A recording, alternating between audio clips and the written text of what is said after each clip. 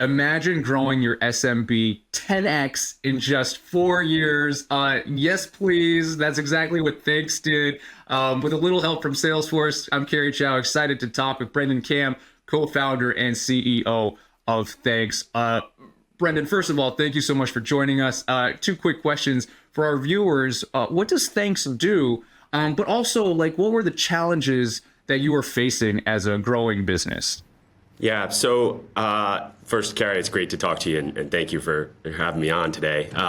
Thanks is you can think of it as a relationship building platform using gratitude to sort of solidify B2B relationships. So the platform lets you send just small gestures of appreciation. So, you and I are talking today. I could follow this up with a cup of coffee, an ice cream cone because it's hot out, or it could be a bottle of wine or something more like a traditional gift. But we really think about these small gestures of appreciation that kind of connect us as humans, right? Especially in a world that's getting a little more transactional, a little more AI. There's still people behind all of the relationships in business. Exactly. And what were some of the operational challenges that y'all were facing that led you to Salesforce? So what was happening was we were getting thousands of users coming in, lots of leads from anything from SMBs up to large enterprises. And it was just becoming a little bit of a free-for-all for our sales and marketing team to be able to track all that, measure all that, what's working, what's not. We were just kind of like, go, go, go, go, go. And then you take a step back and you're like, man, we really need to operationalize this a little bit. And that's where we kind of started talking to Salesforce. Salesforce had been a customer of Thanks. I had used Salesforce for years, so it was always on my radar. I think in my mind, I had this idea that it was like, but it's for big enterprise, right? It's not for a startup. And so we asked, do you have anything that can work for a small business or a startup? And they were like, yeah, this is like core to what we do. And so it almost blew my mind a little bit. I'm like, oh, okay, tell me more. And it just got, it was such a big change. I think we saw, it was tough. We weren't even measuring before, so it was tough to tell. But we did the math, and we think it was like a 400% increase in productivity by moving over to Salesforce. That's incredible. Like the 400% seems it's wild to me. Can you give me like use case examples, just like from your staff, what you're hearing of I don't want to use the word burden. What a relief this has been, right? Yeah, what we realized, I think, is it wasn't even just that we were doing things we didn't want to do. We were repeating them across multiple people. So I've got 10 people doing the same thing that none of them want to be doing, that isn't really that effective, that can be handled by a CRM, by a system that has some AI built in now, right? And we just kept doing it, right? There was no sort of institutional knowledge that was being it was like individual people instead of a team. And I think Salesforce really changed that for us. We got all that data in one place. We were able to sort of operationalize like, okay, here's our cadences, here's the things that we need that are sort of the blocking and tackling. Now we can go and focus on actually our business and our entire business is about building relationships. Now all of a sudden we got it in one place and we could track it. We could see all the data in one place. And that's such a difference in how we operated day to day. Using that data, right, and operationalizing it, right, making it actionable. It seems to me, though, Brendan, like this is a common challenge for SMBs, right? Because you're growing as you're starting. You're not thinking about scaling, and all of a sudden you get to the point where you want to be, and you've got all these. You need that operationalized. You need that system in place to help your processes. Yeah, and Carrie, I think it even goes a step further of not only do I need a system, I can't have 15 different tools that I'm managing and worrying about operationally and what's my subscription, is it going to go up? Like I need a centralized place. I truly need that operating system for my business, right? I could piece this together with 100 different things. I just don't have the staff to do that, right? I'm CEO, but I'm still taking out the garbage. Like that's part of being a small business. So I need to be able to do this and run it from one spot. And that's, I think, one of the biggest, challenges you have as an SMB.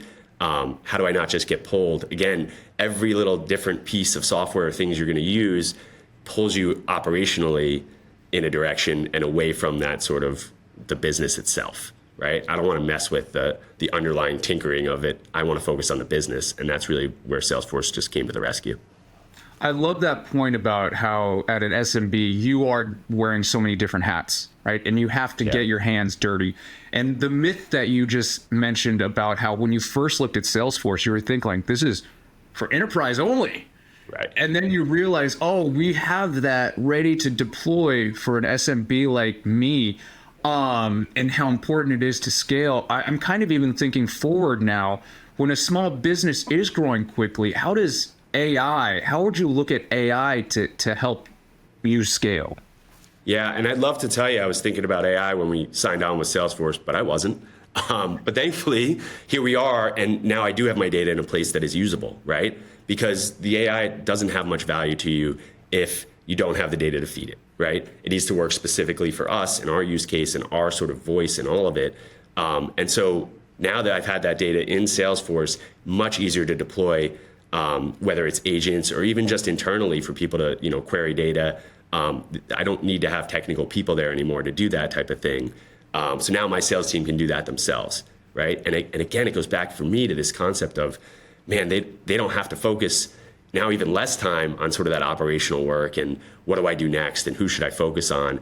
They are purely focusing on that sale, on that relationship building, right? That sort of long-term thing we're looking for versus I spend half my day querying through databases and trying to understand, what I'm supposed to do next or who I should be talking to next, where am I going to be most efficient? So it just solves those issues for you. And it lets you grow with it, right? So I don't want to be an SMB forever. I want to be a big enterprise one day, but I can't get there, right? If I can't have my data in one place and have a system that's going to grow with it that makes me more effective as I grow, not, I think traditional systems sort of slow down as you add more to it, right? It just gets cumbersome. The AI thing has really just ripped that out. And I can see that path now where it's like, man, we could 10x, 100x this thing, and I can grow it, with Salesforce still there. I don't need to look to the next tool. 2 years down the road, I'm going to have to switch out to something else. So it's nice to have that tool that I can have it all in one place. I can start working my AI and not worry, oh, the tech's going to change. I'm going to need something new in 2 years. I've already got it. I'm confident that it's going to be there and be what I need.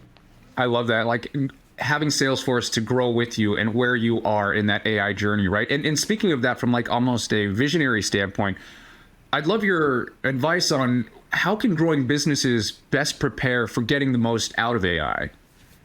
Yeah, what I found is think of it as an amplification, not a replacement. When I hand it to my best people, man, they are like so much more productive, right? Here's your AI tools, here's your CRM. You're going to figure out exactly how to make this work for you. But it happens the other way too, right? You can't just throw it at something. If you've got a system that's not working, I'm not seeing the AI fixing that for you. It can almost make it worse, right? If you amplify the wrong thing. So I think it's really important. And this, I think, goes back a little bit to how important it was that we've been able to, over time, run everything out of Salesforce. Again, if you were in like multiple different tools, trying to combine all that and use an AI, it's not going to get the full picture, right? And the AI really needs the full picture if it's going to amplify the positive things you're doing. So I look at it and I say, look, you've got to have this in that one central spot because you need one AI tool that is kind of going to grow with you as well. So it's nice when it's instead of a blank canvas, it's working out of something like a Salesforce, which has all that data in there, the understanding of everything from our close rates to how we email people, right? Now it can find those things that are really powerful and help us get there much faster. I 100%. My last question for you is, there's a lot of competition out there when it comes to CRM, when it comes to platform. I would love to know, what was the ultimate differentiator for you when it came to Salesforce? Yeah, the biggest thing for me was that long-term play. I plan to grow, and I need a system that I don't have to rip out every few years or change how I operate in it or add on a bunch of stuff to it. It needs to live in that centralized place, because when I look to the 5-year and the 10-year plan, you want to look at that vision and you go, well, what does this business look like?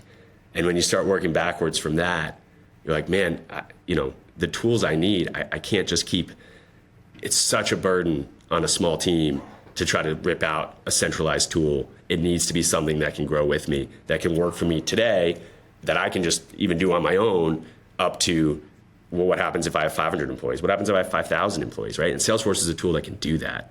And I kind of knew that, right, from my experience working at big companies. But what I didn't realize is how easy it was to get up and running with, 30 people. It works on both levels, and there's just not many tools out there that are really built that way, right? You've got tools that are built for SMB, tools that are built for enterprise, and that's okay.